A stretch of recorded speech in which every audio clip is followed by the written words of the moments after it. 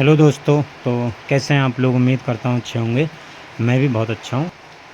आज हम लोग पढ़ेंगे सेकंडेज ऑफ व्यू। इंग्लिश में इसे बोलते हैं एडजॉइंट मैट्रिक्स। देखिए, मैं आपको बता दूं कि ये जो हम पढ़ रहे हैं ना, क्लास 12th का मैथमेटिक्स पढ़ रहे हैं, उसमें चैप्टर नंबर 4 सारणिक पढ़ रहे हैं हम लोग। और सारणिक में ये बहुत बहुत बहुत इंपॉर्टेंट टॉपिक है, सेकंडेज ऑफ व्यू, एडजॉइंट मैट्रिक्स। क्योंकि अगर आपको ये निकालना आ गया तो आप इन्वर्स बहुत आसानी से निकाल सकते हैं, कोई प्रॉब्लम उसमें नहीं होगी। क्योंकि देखिए, इन्वर्स निकालने का एक क्वेश्चन 101% आना ही आना है एग्ज़ाम में।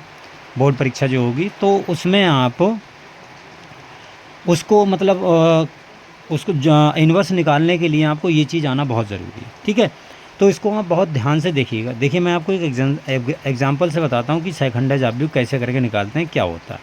ठीक है, जैसे हमारे पास में कोई सारणिक दी रखी है, बोल रहे हैं कि हमारे पास में कोई ये सारणिक है, ये ऐसे करके डिफाइन है 2 3 4 -3 और ये 4, ये 7 और ये तुम्हारा 3 -6 और 10।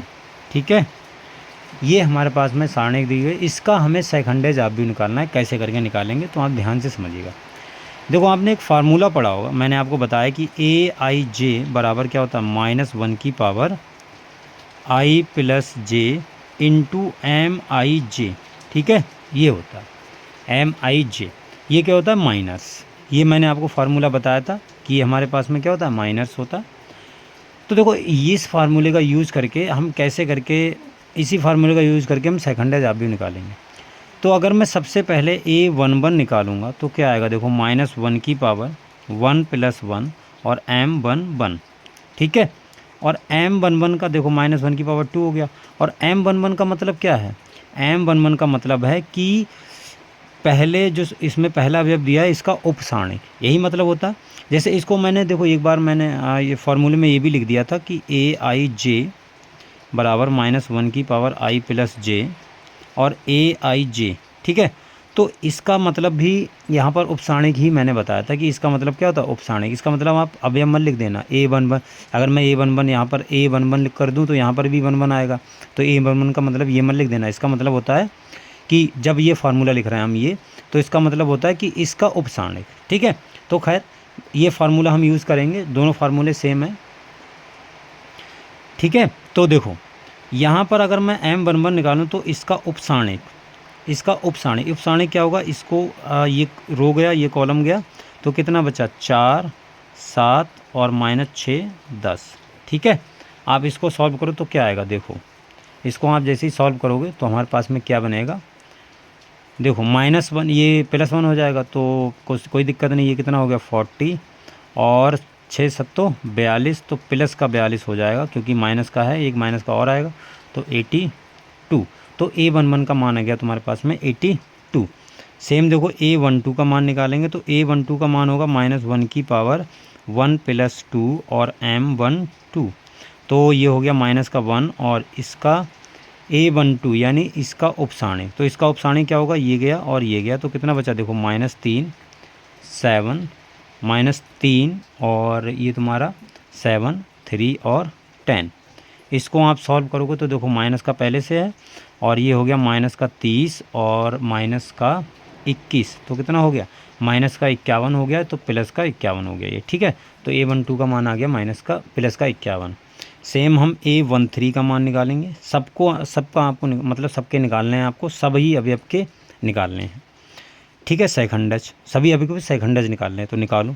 तो -1 की पावर 1 + 3, तो कितना आ गया, M13। तो ये देखो क्या हो गया, M13 और ये हो गया -1 की पावर 4 और M13 का मान ये वाला चौथा, इसका ये कॉलम गया, ये रो गया, तो कितना बचा, -3 और 4 3 -6, तो क्या आ गया, देखो, ये तो 1 हो गया और ये हो गया माइनस माइनस प्लस 18 और माइनस का 12, तो कितना बचा, 6। ठीक है, इसी प्रकार आप ए, देखो मैं सब बता दे रहा हूँ यहाँ पर, A21 निकालो तो A12 का मतलब है 2 -1 की पावर 2 + 1, I की जगह पे 2 है, J की जगह पे 1 है और M21। ठीक है, तो ये हो गया तुम्हारा माइनस का 1 और M21 क्या आएगा निकल के, ये आ जाएगा 3 4 और 3 4 -6 और 10। ठीक है, देखो कैसे करके M21 निकालो तो ये वाला अवयव आएगा, तो ये कॉलम गया, ये तुम्हारा ये कॉलम गया और ये रो गया, ये कॉलम ये, तो 3 4 -10 6। ठीक है, आप आराम से फाइंड कर सकते हैं। तो देखो ये क्या आएगा, ये तुम्हारा आएगा माइनस का पहले से है एक, और ये 30 + 24 तो कितना हो गया माइनस का 54। A22 निकालो तो A22 -1 की पावर 2 + 2 और M22 तो ये हो गया 1 इंटू, और M22 क्या आएगा, M22 आएगा 2 4 और 3 10। आप मैट्रिक्स में से देख के आराम से निकाल सकते हैं। तो ये आ गया 20 - 12 तो ये हो गया 8। ठीक है, ये तुम्हारा M22 आ गया।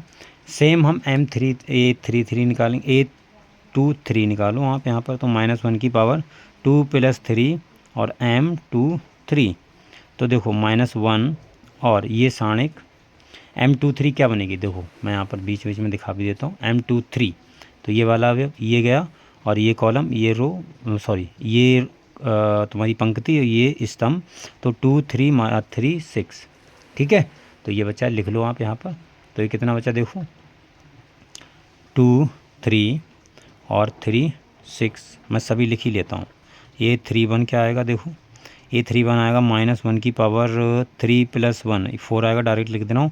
और M31 यहीं पर लिख देते हैं। ठीक है, M31 क्या आएगा तुम्हारे पास में, देखो ये आएगा 3 4 और 4 7। क्लियर, कॉमा देखो A32 क्या आएगा, -1 की पावर 5 आएगा, ये इन दोनों को जोड़ दो, और M32 तो M32 क्या आएगा 2 4 -3 और 7। ठीक है, इसको अभी हल करेंगे। और A33 तो -1 की पावर 6 आ गया ये, और इसको आप M33 लिख दो। M33 क्या आएगा 2 और ये 3 -3 4। ठीक है, तो इसको आप सॉल्व करो तो क्या आएगा, देखो ये तो प्लस हो गया, ये तुम्हारा क्या हो गया प्लस, तो ये आ जाएगा 7 × 21 -16 तो कितना आ गया 5। ठीक है, और ये तुम्हारे पास में आ जाएगा, ये माइनस का पहले से माइनस का 1 इंटू, देखो इधर मैं लिख रहा हूँ, ये आएगा तुम्हारे पास में 7 दूनी 14 और प्लस का 12।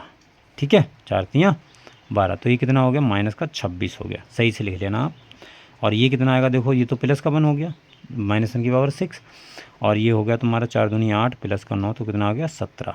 ठीक है, ये तुम्हारे पास में सभी के सभी ये हमने निकाल लिए हैं। अब देखो सबसे पहले आपको जब भी ऐड जॉइंट निकालना है तो आपको सबसे पहले ये निकालना है, उसके बाद में क्या करना है देखो।